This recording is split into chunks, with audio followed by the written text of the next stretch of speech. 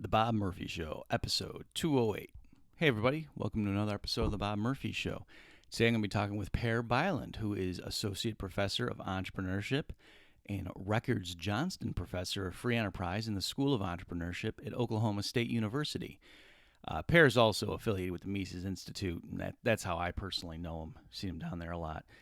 And on this one, it's sort of an inside baseball interview about academia, obviously from an Austrian perspective, but we're basically talking about the three books that Per has coming out, and they're geared for different audiences and have different publishers, and I'm just talk to Per about that stuff. Hope you enjoy it. Well, Per, welcome to the Bob Murphy Show. Hey, thanks for having me. So before we dive into the specifics of your research and your book projects, which I want to focus on for this episode, but we recently learned it was just announced as we're recording this, I think yesterday, right, that you got tenure at Oklahoma State? Yeah, that's right. So I actually passed the hoops. And so now you're allowed to let everyone know you're an Austrian? Yeah, something like that. I mean, I've been doing the, what is it? It's blocks strategy, right? Just keep silent, and then when you finally get tenure, you're like a monster getting out of the closet. No, so folks, Per and I are being tongue-in-cheek here, but is that really what Block says, or does he say the opposite? Because there's like two schools of thought. One says, do what you can, keep your head down, and then once you have tenure, go ahead and write on what you care about. And the other one says, that'll drive you crazy, and we have enough of a foothold of Austrians in various places that you need to let them know who you are so they can find you. Yeah, I'm not sure, actually, now that you mention it, which one is Block's strategy. He's probably published with co-authors on both sides. Yeah. I mean, I don't really subscribe to it myself, the thing where you hide and then when you get tenure, you're sort of free and then you can do whatever. Surprise! Yeah, and I mean, it's one of those strategies where, I mean, you're going to forget that you're an Austrian pretty much. If you keep your head down and you do econometrics for, say, 5 years in grad school and then another 6 years in a tenure track position, and then you suddenly go all subjective value and theory. I mean, that's not how it works. And also, you're probably looking to become a full professor, not just an associate professor. So you need another 5 years. And then you're probably looking for maybe an endowed chair or a better job in some other institutions. I mean, this is when you retire, then you can finally be an Austrian. Mm-hmm. So actually, you raise a good point there. Do you mind, just for the benefit of the listener, especially for younger people who are thinking about academia, just what are the different stages? Like people see, there's visiting professor, there's associate, there's full. Like, can you, I know, for example, when people, if they're doing a radio interview with me and they call me Professor Murphy, that's not correct. You know what I mean? If they check with me ahead of time, I say, don't call me that, because there's some academics that get real. So do you mind just explaining that real briefly, just for, because I realize that we've never gone over that on the show. Sure. I mean, in a sense, the gold standard is the tenure track and tenured positions. And then you start an assistant professorship, which is, it's really just it's a temporary position where you have 6 years to prove yourself. And then if you are good enough, if you have... So that's called tenure track though, right? Right, that's the tenure track. Yeah. And after those 6 years, if you reach a certain bar that is, I mean, it's academia, so it's set by your colleagues pretty much, but it's a handbook and all this stuff. If you reach the bar and surpass the bar, you get promoted with tenure to associate professor.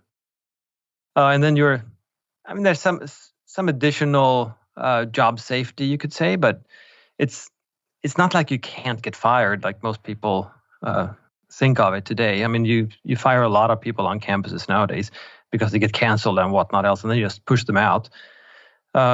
As an associate professor, you have one more step. I mean, it's three different levels. The remaining one is full professor, which would be the real professor, as you mentioned. Mm-hmm.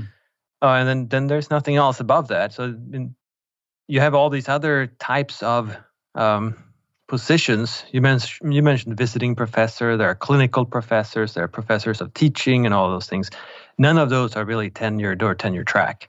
So those are additional positions sort of on the side. They're not part of what used to be, anyway, the main stream for professors. So they're sort of assisting. So they're doing a specific task. So a clinical professor would be sort of a professor of practice.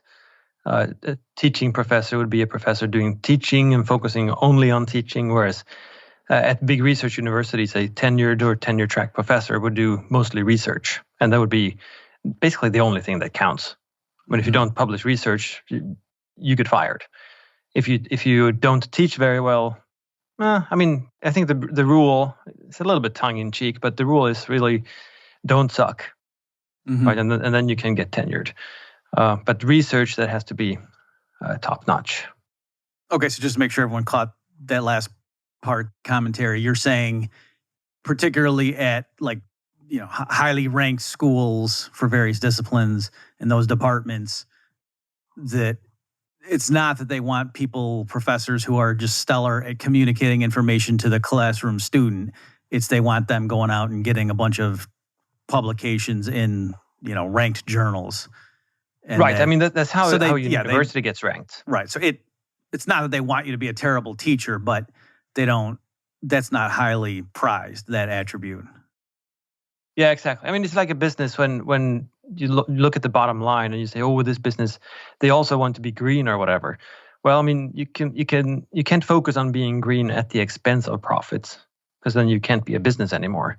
So in a sense, that's research for university. Usually the big public ones and some of the private ones, I mean, they focus on research, and research is the gold standard for how to evaluate universities. So as a professor, then, if you do research, you're first of all one of the stars on campus, because you are where the university puts all the resources, and then you have to teach, because as part of accreditation and all this stuff, that you have research active faculty teaching. But I mean, they should focus on research. So I mean, it's even stated explicitly to you as a tenure track that, yeah, you have teaching obligations, but don't focus on the teaching, because then you cannot get tenure. You should publish in top journals. That should be your number one, and number two, and number three too. Mm-hmm. I'm trying to remember where I heard this, but I had seen something where somebody was won professor of the year, as the students at the school rated it. And the person actually was saying how it's, oh yeah, I'm glad I won this and everything, and that's great. But it actually hurts the person professionally, that some of the colleagues think, gee, you must not be spending enough time on research if you're putting so much of your effort into teaching that you won professor of the year. Right. And in a sense, I mean, I met the bar and got tenured, but in a sense I did everything wrong, because I edited journals, I organized conferences, I taught a lot of workshops and other things. And I mean, I taught at Mrs. U last year. And I wrote books which don't really count towards your research. So I did all of those things which take time from research. Mm-hmm. So in a sense, I shouldn't be doing those. I should only keep my head down and do research, which is exactly what is wrong with the strategy that you mentioned in the beginning. If you keep your head down and just focus on getting tenure, but then you know sort of in the back of your mind that, yeah, you are an Austrian, but it's just that you can't do it just yet. Well, then you're going to just do econometrics. You might actually become pretty good at it, but you're going to forget everything else. Mm-hmm. And then if you just permit me one more on this. So again, to explain it for younger people who are thinking about going to academia. So if you're on a tenure track position and the 6 years go by and then you come up for tenure and they deny it to you, that's like the kiss of death, right? Yeah, it is. I mean, after those 6 years, only two things can happen. You get promoted with tenure or you get fired. Those are the only things. So right. And if you get fired at one tenure track position because you're denied tenure, you pretty much always drop in terms of ranking. So if you can get another job, you will get it at a much lower ranked institution, right? So the only way of climbing in this world, in terms of your career, is to publish kick-ass research, or at least, well, I should rephrase that, publish in really highly ranked journals. It doesn't have to be kick-ass research. But I guess what I'm getting at, just to make sure people get this element of it, is that it's not like if you're in an office environment and you're, trying to become vice president of marketing and you've been trying for 10 years and every time that slot opens up, you apply for it. And they're like, hey, Jim, Great job. But we're thinking of bringing in somebody from outside the company for this time, and it's not that you can't go to work anymore if you don't get the promotion. You just get passed over, and you can just keep doing your job. But again, with this thing, if you're in a tenure track and they don't give it to you, it's not that you just continue to be the assistant professor, for the rest of your life. It's that you have to leave, and then, like you say, not only that, but then if you try to go to a different school, generally speaking, you would have to go to a much lower ranked school because ones in the comparable arena would say, well, no, you lost. So again, just stressing, it's a big deal if you get denied tenure. Oh yeah, I mean, it could be the end of your career. Yeah, it's not merely that you failed to get promoted to a better spot, the way that might seem innocuous in other fields. Okay, right. Well, so then again, congratulations, and glad that you didn't have your career ended. Thank you. So why don't we now focus on some of the research you've been doing? Well, actually, I don't want to give you short shrift. Can you just briefly give the background as to, how did you, at what point in your life did you know you wanted to go into economics, and was it Austrian from the beginning? And just give us the quick version of that part. Well, the quick version is that no, I had no clue, and I didn't want to do that at all, because at first I was aiming for a business, and then I ended up in systems development. So I was in IT and doing business consulting and development and stuff like that. And then I sort of reschooled, re-educated myself, and ended up in economics. But I was really doing my second graduate degree in political science, in political theory. And then I ended up in economics because Peter Klein, our mutual friend, was offered me funding for getting a doctorate at the University of Missouri, then in applied economics, and that's why economics. And at that point, I was sort of semi-Austrian, I suppose, and then I had the opportunity to go to the Mises Institute a number of times and learn and study Rothbard and Mises and everything on the side, and got more and more into entrepreneurship, where I am now. Mm-hmm. So, how did you know Peter? I did not personally, so I sent my resume. I had already published a couple of columns for the Mises Institute at that time, back in 2001 or something. And then I sent my resume to Jeff Tucker, who was then the vice president, and asked him if he could pass it around to associated scholars and see if anybody was interested in taking me on. And Peter responded pretty much the next day. Okay, so it wasn't that Peter introduced you to Austrian stuff. You already were sending some stuff to the Mises Institute, and then that's how you connected with him. Oh yeah, okay. Yeah, absolutely. I wasn't very schooled in Austrian thought. Mm-hmm. I got into it through political action, pretty much. I mean, I was involved in politics in my native Sweden, and I argued for free markets, and then I encountered Mises and all of these texts, and they just made a lot of sense. And then I got to finally study those things more formally. So if you don't mind me asking, and we can edit this out if it turns out you shouldn't, did you come from Sweden to the U.S. for job reasons, or did you want to move here anyway? I always wanted to come here, but I mean, I moved for grad school. Mm-hmm. And then I managed to secure a job, and then another job, and a green card, and now I'm a citizen too. So, but it was really it was grad school that got me here. Okay. So, but when you came over for grad school, were you hoping things would turn out such that you would move here permanently, or at that point you still weren't sure? I wasn't sure, I guess. I mean, that would be a dream, because American academia is sort of the gold standard in academia. So it is the highest possible.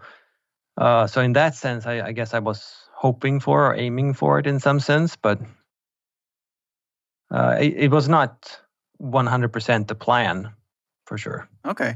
And then do you mind just elaborating on that comment a little bit more? So somebody growing up in, like, what is the UK up there in terms of, like, if you were, you're starting out in Sweden, then you're trying to figure, where do I want to get a job, at least, let's say economics, to make it more concrete. So the U.S. market is by far the most prestigious, but are there any other ones that are comparable? I mean, U.S. would be number one. I guess Canada sort of gets bundled in there too. The UK would be second, I suppose, and basically Anglo-Saxon sort of English speaking would be at the top. And then you have international rankings of universities, and then I guess you would pick universities. So whichever is highest or better. Okay, but your point is that if you rank just the universities, the top whatever would all be like U.S. probably. Oh yeah, okay. And I mean, as an academic, you would make more money in the U.S. than in other places too. Okay, all right. Well, why don't we switch then to your? You've got, by my count, at least 3 book projects right now going. Do you have a preference which order you want to talk about them in? No, go for whichever you like first. Okay, why don't we? All right, you've got it for the Mises Institute. You're working on a primer on, is it Austrian economics specifically or just economics more generally? It's Austrian economics specifically. Okay. Although the point is sort of to make the reader economically literate. Okay. And there in one sense there isn't a distinction there, because the reason we're in Austrian economics is we think that's, the best kind. So, but on the other hand, like I was reading some of the marketing for it, and folks, if it's still relevant, I'll include a link. So this is bobmurphyshow.com/208 for the description that the Mises Institute put out there for people who want to support the project. But it was supposed to be like an economics in one lesson update, but with a more Austrian focus. Is that correct? Yeah, that's pretty much correct. I mean, it's supposed to be sort of an overview of the Austrian school. So it's supposed to be one of those books where people ask you, what is this Austrian economics you're talking about? And you should be able to just grab a copy and then just give it to them, right? So it should be cheap. It should be short. I'm aiming to have it about half the length of Hazlitt's Economics in One Lesson. So it's going to be a really short one, and it should be really to the point and simple to read. So it should not really be for like grad students of economics or anything like that. It should be for a lay audience. Whoever has some interest in economics, just introducing them to the economic way of thinking and how Austrians think of the world and what Austrian theory says about this and that. Okay, yeah, I noticed because when they redid the Economics in One Lesson, there's been, I don't know if there was various anniversaries, but for whatever reason, like we were really delving into that a few years ago at the Mises Institute. They were pulling us off one at a time and giving us each like a chapter to go through and talk about. And so I kind of glanced through it at that point, and on the one hand it was like, oh yeah, this is such a good book, this is such a classic, but on the other hand I could tell it was, maybe inaccessible is not the right word, but for sure younger people reading that, I don't think it would have clicked with them. And it was sort of like if you've never had to buy a house and things like, you know what I mean? Like, in other words, it was written, I think, for adults, not that it was difficult words or anything like that, but just kind of the stuff he took for granted, or the examples he used that would appeal to somebody's common sense. I could see how, like, an 18-year-old who hadn't had a real job yet, it wouldn't have got as much purchase. And so I think it is necessary that we do write something. And also, you're saying, is the part of the function of this booklet that you're working on that somebody who likes Milton Friedman could say, what do I care about the Austrians? Like, would this partially address that? Yeah, it should. So I mean, it should show why economics is such a powerful way of thinking, and also show why Austrian economics is real economics, right, compared to everything else. So not technical at all, easy to understand, but also set the Austrian economics or the Austrian school apart, right? So it's not monetarism, it's not Chicago, it's not any of the other schools. It's not really what is taught in school. It is a little different. And why is it different? And in a sense, why is it better too? Yeah, I think sometimes there's an unfortunate tendency that people have to think, oh yeah, the Austrian, like, their economics is basically like the Chicago school, except these guys are anarchists, and they think that's the difference. And so yeah, that is a difference, but especially like when it comes to money and banking, I mean, the differences between Milton Friedman and Ludwig von Mises are enormous. So yeah, it does happen to also dovetail with, the Misesian view doesn't require government intervention, whereas Friedman's, blames the Great Depression on the Fed not doing enough, that kind of thing. But I mean, it really is an analytical difference in terms of Austrian capital theory and stuff like that. Like it's serious substantive differences with even other, quote, free market schools. Oh, yeah. I mean, especially how we theorize about things. I mean, the Chicago school would sort of use Friedman's view of what theory does. And I mean, it's all about prediction. It doesn't really matter what assumptions you have as long as the predictions are good enough, right? So that's why you have these quirky assumptions in school when you take the principles classes and whatnot. And you start out by saying, well, assuming we have perfect information about everything. Well, okay. Well, what does that tell us about the real world? Nothing much, really. I mean, the point they're making is such a small point that, okay, if everything just worked out perfectly, then you would have a price like this. Well, that doesn't really tell us about anything in the real world, right? It might tell us about the tendency at that specific moment, but we know that people no one has perfect information. No one is God or omniscient or anything. And we discover new things all the time, which is a fundamental difference in how the economic system works. I mean, that's why we refer to the economy as a market process. Mm-hmm. It's constantly unfolding, and we're learning new ways of satisfying consumer wants and all this stuff.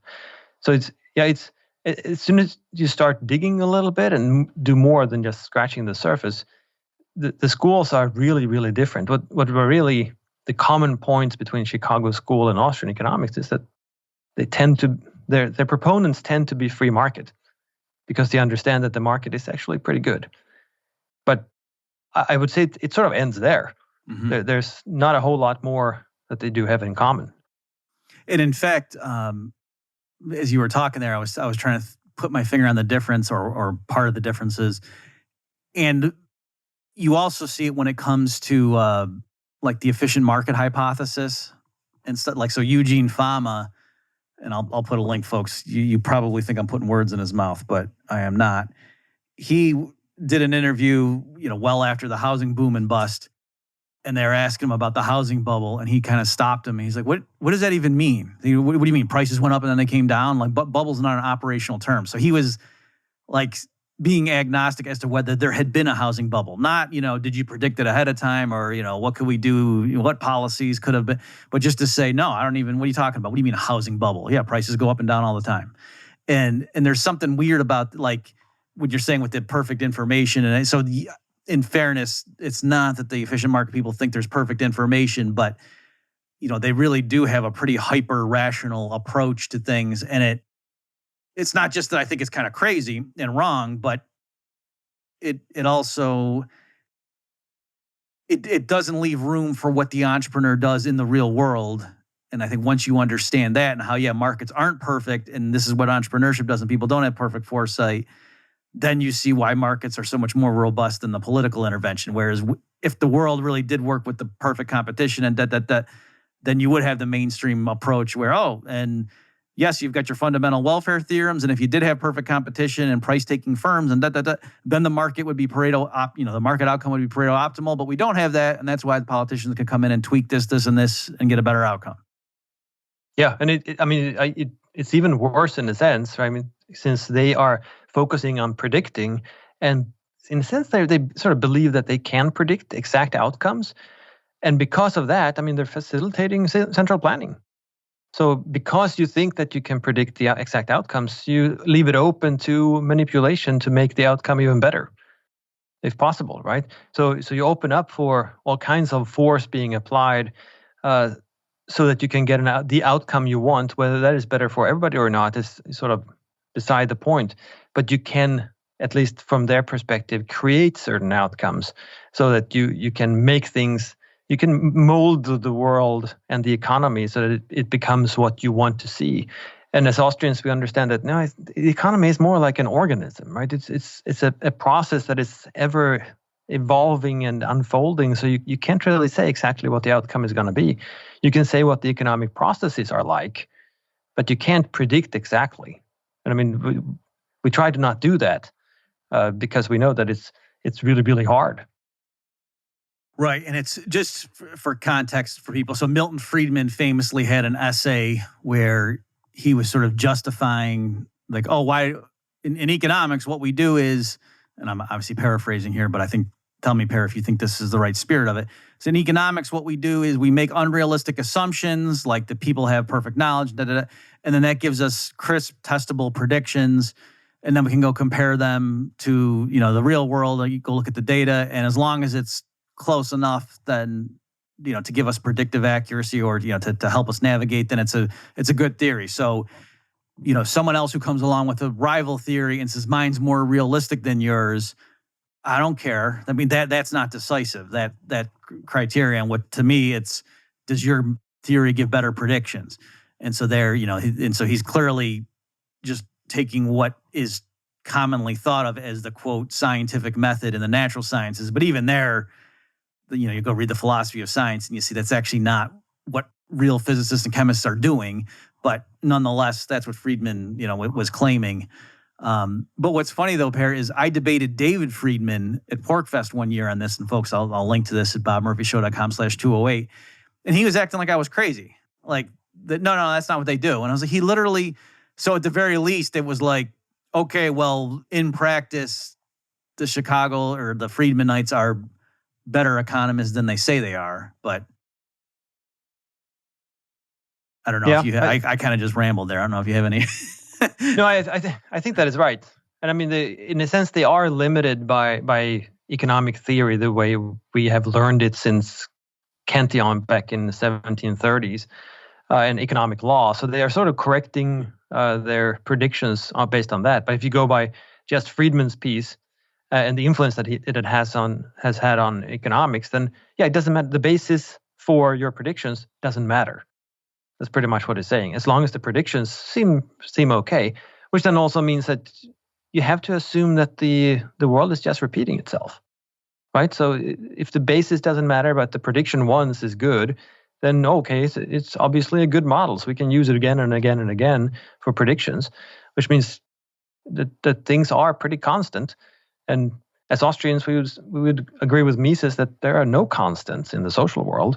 So you can't really do this stuff. Mm-hmm.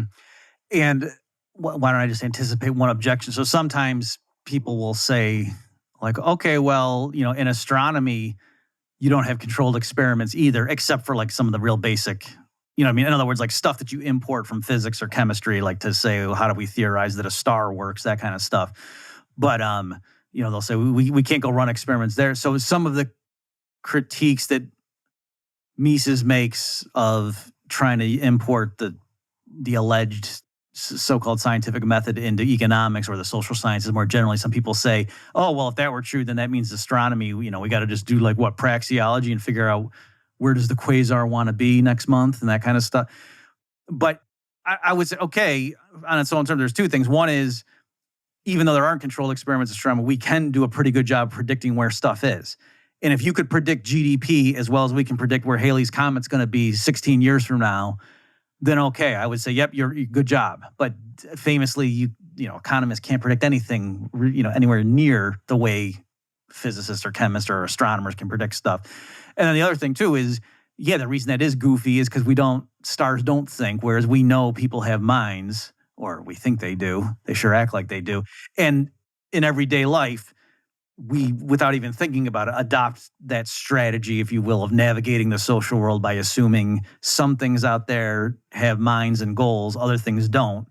And, you're going to do a lot better. And it's not because you can say, oh, that helps me predict what people do, but it's not the same thing to say, like, I understand somebody, he's angry. That's not really the same thing as saying, oh, the reason we believe in the uncertainty principle in quantum physics, even though it's kind of weird, is the predictive accuracy. Right. I mean, astronomy would be very difficult if Halley's Comet someday would say, let's take another route. Mm-hmm. I mean, if that were the case, then astronomy would need some kind of praxeology too. But it's not. It's the study of rather dead things that follow very simple rules.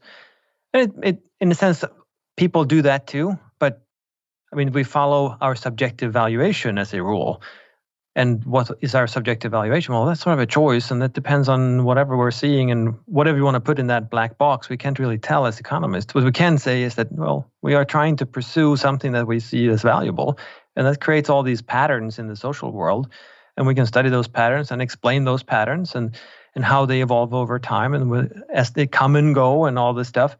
But exactly how people are going to respond to things, we can't really tell. So, I mean, what I usually say is that economic theory is true, deductive economic theory, as we do in Austrian economics.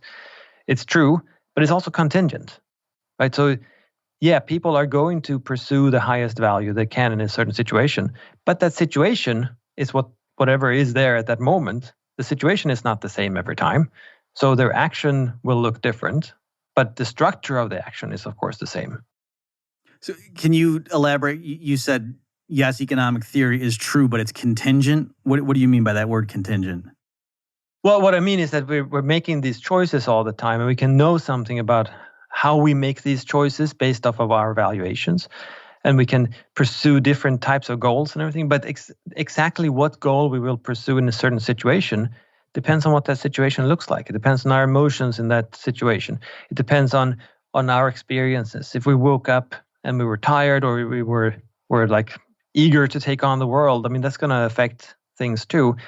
But it's not going to affect the fact that we're aiming for and pursuing what we consider the highest value, right? So what we see around us, that's what we're going to try to use to our benefit in some sense. We know that we're going to use it to our benefit, but exactly how depends on how we see things.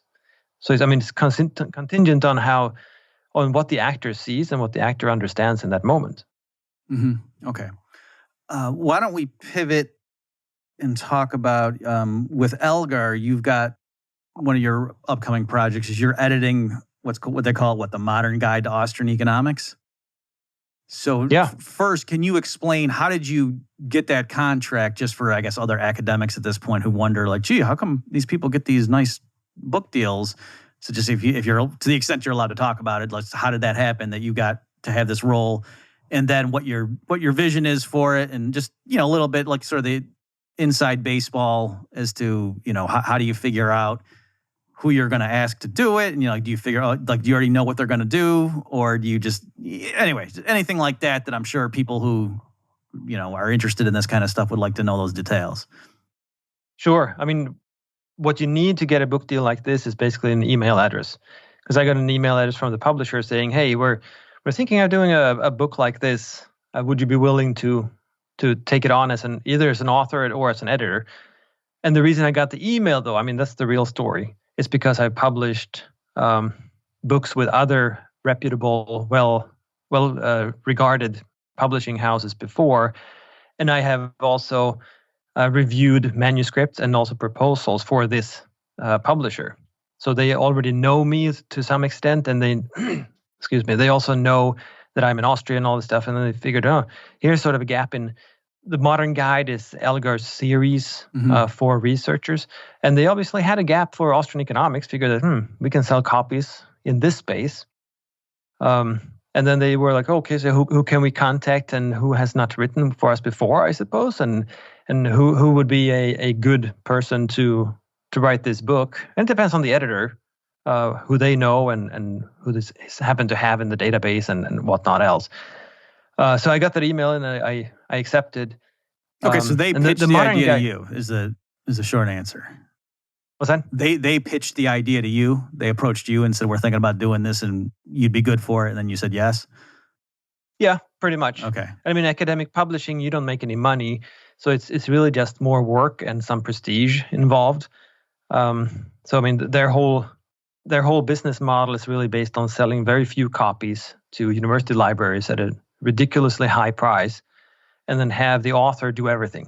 Mm-hmm. I mean, that's the business model. So they are seeking people to write stuff. It's not like a popular book publisher where they probably get a number of manuscripts and emails and everything from authors and from, I guess they use agents all the time, and they turn most of them down because they're trying to figure out which one might be a bestseller. Where can we make money? Now, an academic publishing house is different. They sell to university libraries, and they just need to sell like 50 or 100 copies to cover the cost of one book. And if they can sell more, then they make a ton of money. But it's not intended to be a sort of a high volume kind of thing, because it's too specialized. usually very technical and things like that. So the modern guide is one of those series where the publisher is focusing on introducing a topic or a field, perhaps, to scholars. So the Modern Guide to Austrian Economics is supposed to be a book that a scholar or researcher or grad student can pick up and familiarize themselves with what is going on in Austrian economics. What is it about? And what are the big questions that can and should be addressed in future research?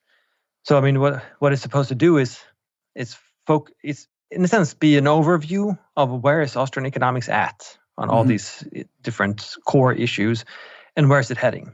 So it's each chapter, the way I interpret it, each chapter is on one topic, and the chapter should summarize where are we at, what is being discussed in the literature, what are the issues people are addressing, and where is this taking us? What other issues will be discussed? What other issues are missing?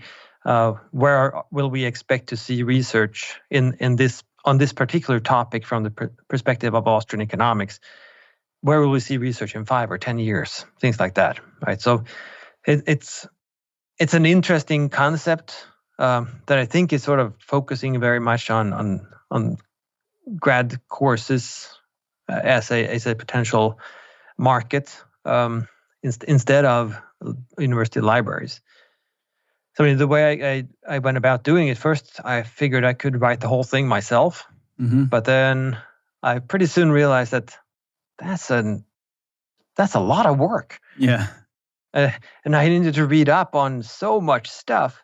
I mean, I know some Austrian economics, but I'm not up to date on absolutely everything. And you have to be sort of on top of things on all these issues. And of course, I can, as a scholar, the publisher is not really even they're not even pretending to know anything about the topic, because we're supposed to be so specialized and have such great expertise. So they just identify the topic and then they pick someone who they think might be suitable. And then it's really up to the scholar, him or herself, to figure out what should be in the book. And in this case, since I decided that it's going to be an anthology, so it's going to be a chapter by, each chapter is by different authors. And then I needed to figure out, who might be good as contributors to this volume and on what topics. And then I started emailing people. And I mean, I emailed you. So you're one of the authors, or author of one of the chapters. And there are plenty others too, of course. So I mean, we're going to end up with somewhere between 12 and 15 chapters on different topics by hopefully well-known and well-regarded scholars in Austrian economics. I hope that people will write their chapters and submit them on time, but since a book chapter, I mean, it's even worse than writing a book. It doesn't count at all, pretty much, in your career as a scholar. So I have basically no sway at all over these authors, whether they actually contribute or not. So I hope, I really hope that they write it and submit it on time. Right. The worst thing you could say is, well, now you don't have to do this anymore. And then yeah, good. So yeah, exactly. If they're not excited about it, then I'm screwed. So can you speak a little bit more? How did the process of I can't remember even with just you and me and how so I'm doing it on the pure time preference theory, for example. I can't remember. Did you know ahead of time, I want, I'll ask Bob, and if he could do, there's gaps, if he did one of these three, I don't remember what our conversation, in other words, you don't want everyone saying, oh yeah, I'm going to do capital theory. You don't want 15 different people all doing capital theory. You need to have a balanced coverage of the topic. So how does that work? Right. So, I mean, you have to use your network to begin with. So people I can contact and people I'm aware of. And then it's a little sensitive, I noticed, to tell a scholar what to write about, since they are supposed to be the expert. So you can't really say, hey, Bob, how about contributing to my book? And I wanted to write about the Swedish welfare state. Right. Because you would just give me the finger and nothing would happen. So what you can do, or the only thing you can do, is really approach people and say, so I have this book project. You are an expert in this sort of area. would you consider contributing a chapter on this area? I mean, you can still pick exactly the focus or the emphasis yourself, but this is sort of what the book is supposed to be like. Would you be able to do that? So, I mean, in your case, I think we talked about capital theory and interest theory and things like that, and we ended up with the pure time preference theory. And with others, I mean, for some of them, I've suggested something, and they go, "Oh, cool, yeah, I'll do it." And with others, I've suggested something and said, "Nah, I'm not sure about this, but I can do this instead," and it's something completely different. So that makes it a little bit dangerous because you can end up with a lot of overlap. So you can really just reach out to one at a time and hope that they will just accept whatever the gap is. Right? Oh, okay, so that's interesting. That is how you did it? You just kept nailing them down one at a time so that you would know at any moment, here's what we've got covered, and then here's what is still the void? In a sense, I mean, I had an idea of what should be covered. So, I mean, since it's Austrian economics, you need something on interest rates or capital theory and entrepreneurship. You need some of those obvious topics that are sort of huge in Austrian economics, and that they're topics where Austrian economics is huge as well. And some of those are not very overlapping. So I could contact a number of people right away, but of course then you have someone say no, and then someone else has another suggestion, and then at the end, you need to reach out to people, try to figure out who can fit something into this gap. So it was a little bit of both. I mean, I think I reached out to a number of people right away whom I knew would do a great job on those topics. And then they said no, and you came to me in the next group. Well, you were much further down. Right. Okay. All right. Well, that's interesting. So, and then I know these things are always flexible and whatever, but in theory, when is this book supposed to be available? It's supposed to be published next year. So meaning 2022? 2022, yeah. Okay. So right. my deadline as an editor is in December, which is a stupid deadline since you have all those holidays in December, and people are, I mean, the semester ends and everybody's grading and everything. So nothing is really happening in December. So I'm not sure how that's going to work out, but that's why I'm guessing that they will put this thing together. They will publish it pretty soon thereafter. So I would guess that it's somewhere in spring 2022. It could be later too, depending on what other projects they have. All right. Well, I'm excited. Like I say, I'm excited for my chapter. I was glad that we found a topic that helps the whole project, and we'll look forward to the book.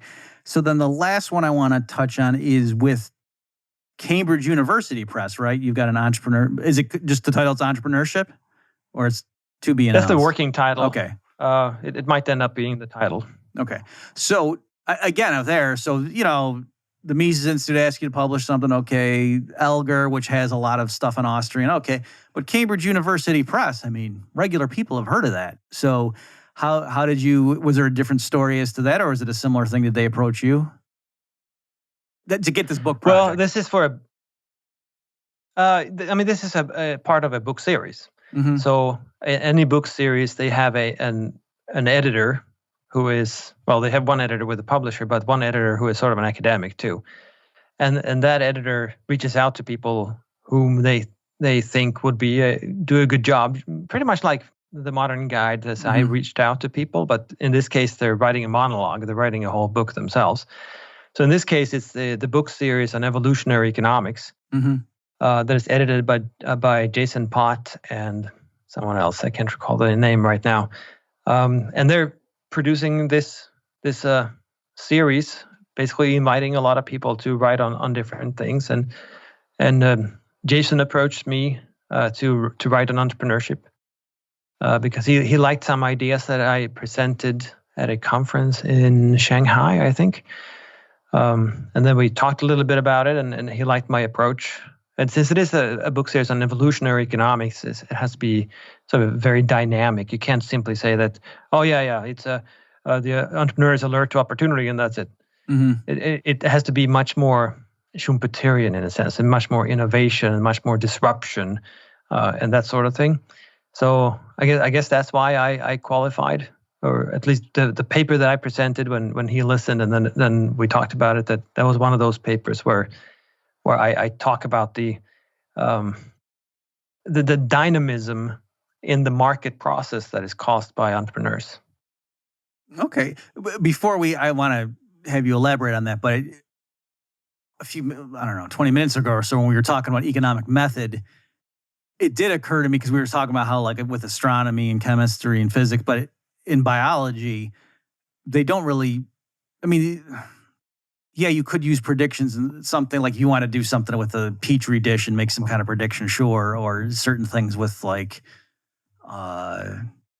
I don't know, I'm trying to remember the exact thing, but like certain predictions of evolutionary theory about how much attention should this particular creature spend on its offspring, and it's, oh, look, it's proportional to, the number of genes or the proportion of genes. That's like, but in general, like, to just look at a pond and say, you biologists, you got to tell us what this pond's going to look like in 20 years, or else biology is a farce.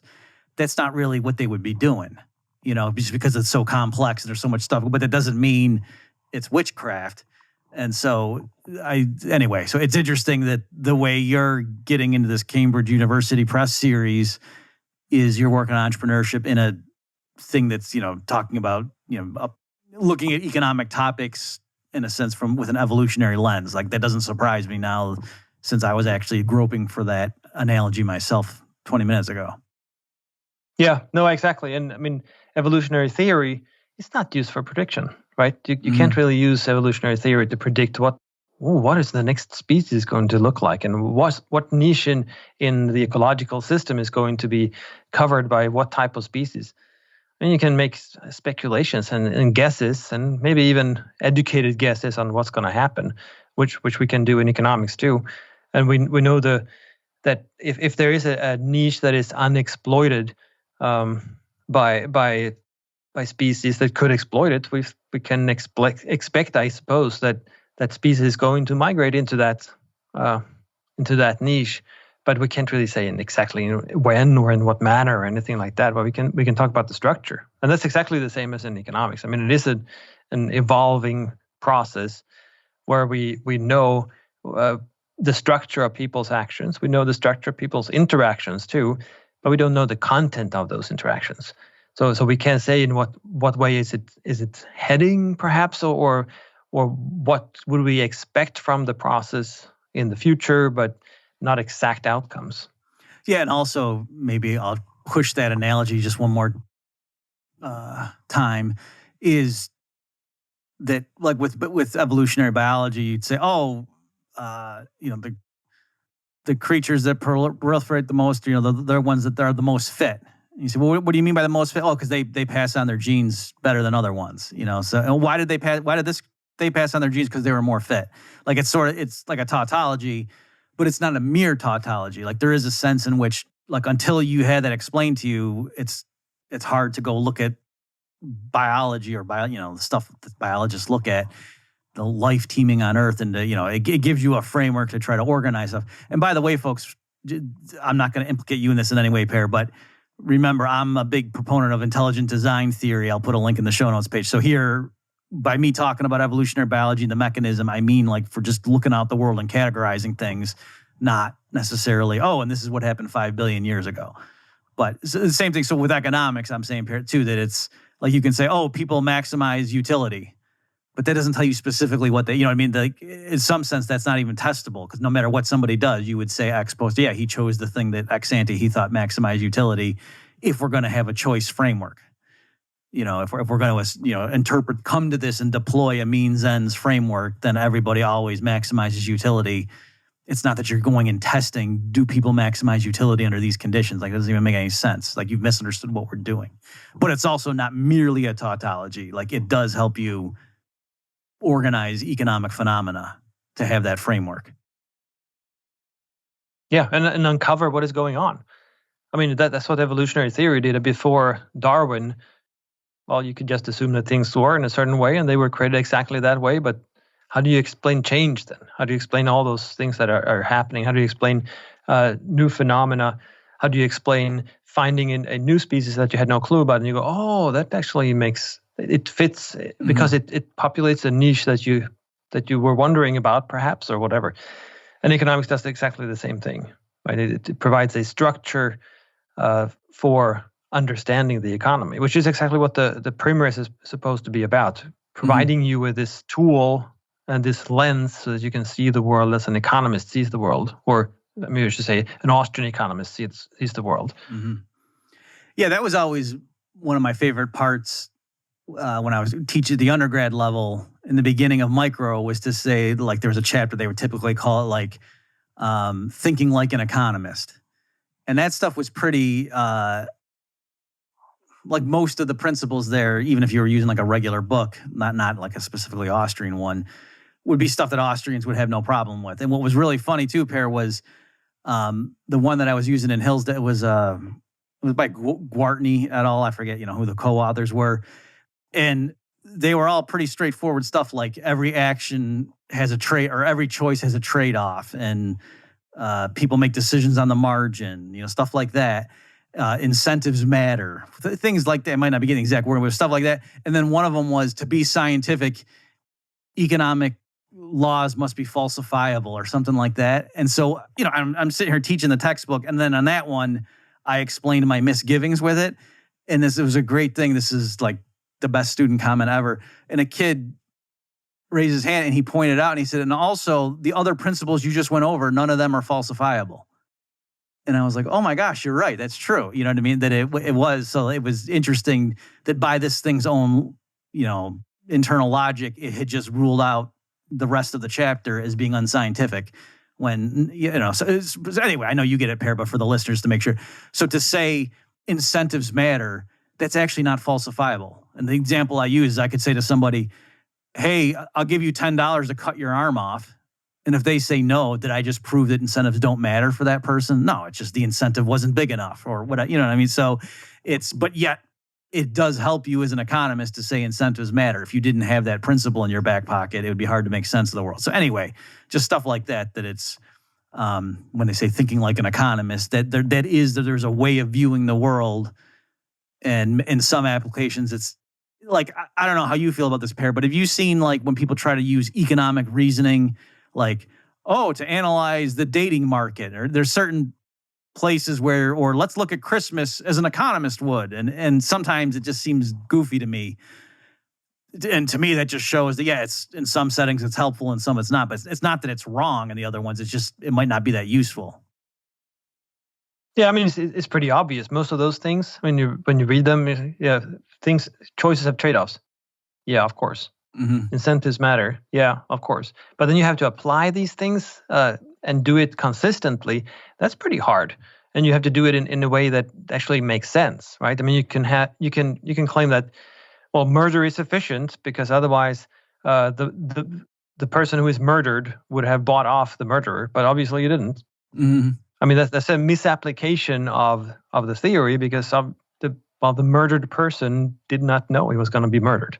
They didn't have a negotiation first, right? So you have to still look at the world the way it is and consider all those parameters in there. But then you can use economic theory to sort of uncover and reveal what is actually going on.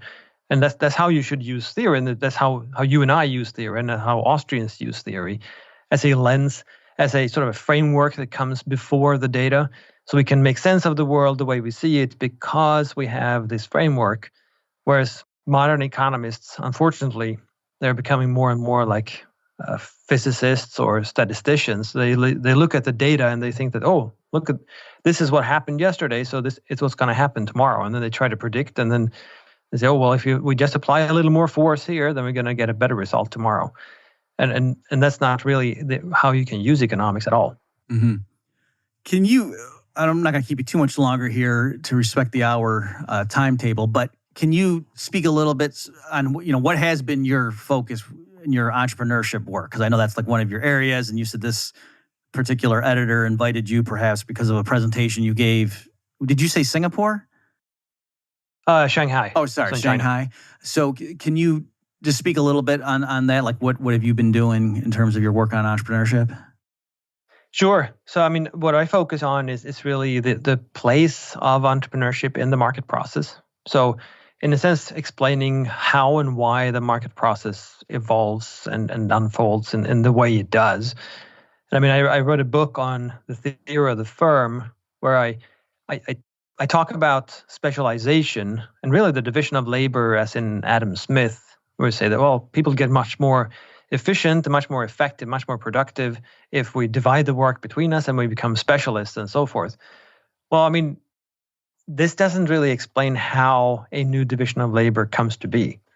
Yeah, sure, people can incrementally adopt greater specializations, or more intensive specializations, so they can focus on more and more narrow scope of what they're doing.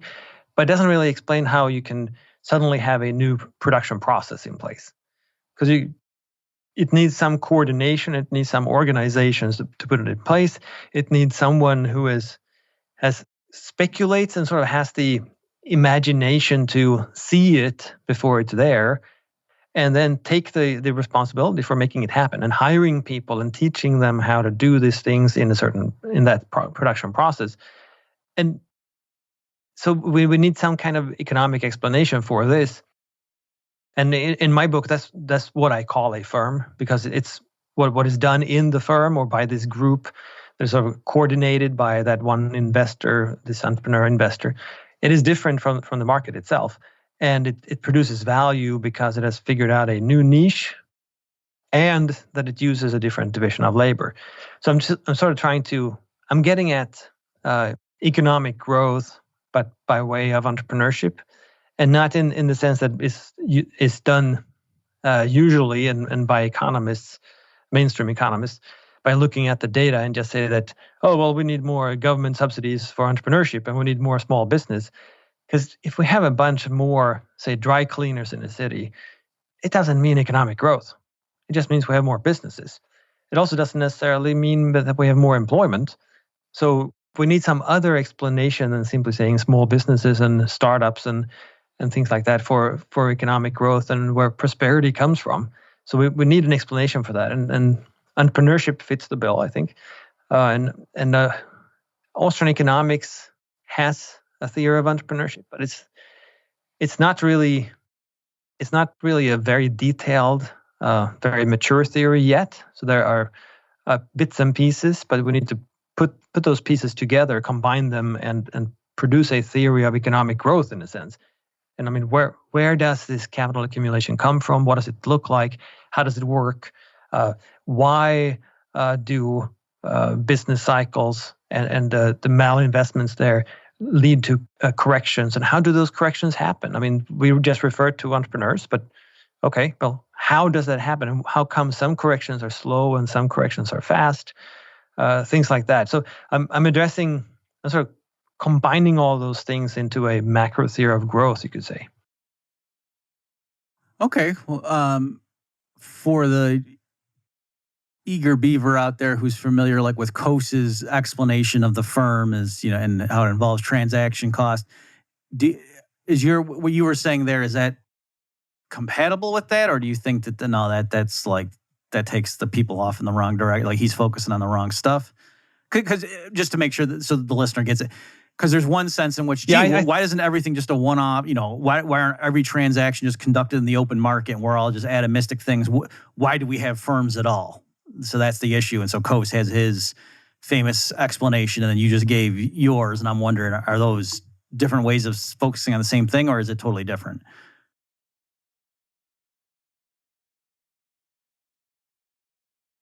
Yeah, I mean, the book is really a response to Coase in a sense. Okay. So I don't think that theory is really good. I think that theory has it's become well known and very successful because it explains the profitability of firms that already exist. So if there are high transaction costs, that means that there are probably fewer competitors, and that means that whoever is an incumbent will make more money. But it doesn't really explain how the business comes to be or what it does in the economy. So I'm sort of pitting my theory against Coase in that book, because I don't think it is a matter of cost. I think it's a matter of value creation. And those are different things, especially from an Austrian perspective. Okay, so Coase says in a sense, the reason we form a firm is because that lowers transaction costs. Like there's certain things where instead of, someone going out and hiring a laborer for 8 hours of labor anew each day, instead you have a long-term contract, and then the boss just tells the worker, do this today, do this tomorrow, and they have to keep renegotiating. So that reduces transactions. So that's one reason that you've got this firm nexus. And you're saying looking at it, the firm as a way to reduce costs that's not what you're doing. So what are you doing? You said value creation, but can you just elaborate on that? It's a matter of value creation. So, Coase's theory is really, in a sense, it's the same as Adam Smith. When Adam Smith talks about the pin factory and division of labor, he just assumes that it's there and says, oh, look at that. It's much more productive. Okay, fine. But where the heck did it come from? How come these people in the pin factory are focusing on these operations specifically? And who organized this thing? Who financed the thing? Right? So Coase's theory does not really explain where firms come from or what they do. What he's talking about is really saying that, well, in some senses, production is organized by the price mechanism, and sometimes it's not. It's a manager instead. That's his theory. And why? Well, because the manager might be able to supplant the price mechanism and be cheaper. That's the gist of his theory. And it assumes an equilibrium view. It assumes a sort of static market where the organization of production is different from one, depending on how costs in the marketplace differ. But there's no creation of anything new. None of those firms disrupt the marketplace. None of those introduce a new innovation, because that's not really part of the story. So in an unfolding market process where we see more growth coming all the time, that's about creating new value, creating new types of products, creating new solutions to problems and things like that. And that then replaces whatever solutions we already have. And that sort of unfolding does not exist in mainstream theory, and it doesn't exist in Coase either. Mm-hmm. Okay, well, I think that's probably a good spot to wrap up. My guest has been Per Bylund. Folks, you can get links to all the stuff we've been discussing at bobmurphyshow.com/208. Per, thanks so much for your time. Thanks for having me. This was great.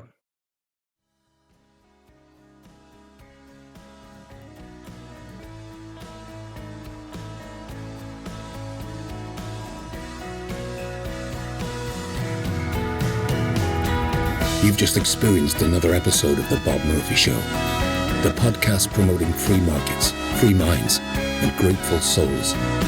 For more information and to subscribe to this podcast, visit bobmurphyshow.com.